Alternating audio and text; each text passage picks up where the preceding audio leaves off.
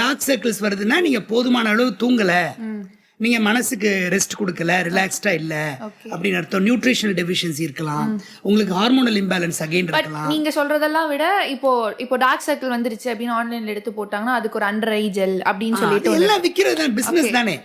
இப்போ அவனுடைய point of view என்னன்னா, ஒரு காஸ்மெட்டிக் கம்பெனியோ இல்ல ஒரு ஈஸ்தட்டிக் கம்பெனியோ இல்ல இந்த காஸ்மெட்டிக் ஈஸ்தட்டிக் பிசினஸ் பண்ற பியூட்டி பார்லர்ஸோ இல்ல டாக்டர்ஸோ இவங்களுடைய நோக்கமே வந்து ஒரு பொருளை விற்கணுங்கிறது தான்.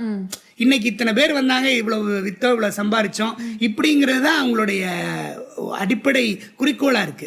அப்படி இல்லவே இல்லை. மக்கள் புரிஞ்சுக்கணும் அதை. அந்த விழிப்புணர்வு தான் மிக முக்கியமா தேவை. That is what I am doing. So இப்போ ஒரு பிரச்சனை வருதுன்னா அதுக்கு என்ன அடிப்படை காரணம்? திடீர்னு ஏன் எனக்கு இப்படி ஆச்சு? நான் நல்லா இருந்த முகம் எனக்கு ஏன் திடீர்னு டார்க் ஆச்சு? ஏன் திடீர்னு சில இடங்கள்ல பேட்ச் ஆச்சு? அப்படின்னா ஒன்னொன்னுக்கும் ஒரு காரணம் இருக்கு. ஸோ அந்த காரணத்தை ஐடென்டிஃபை பண்ணி அதை ட்ரீட் பண்ணணும்.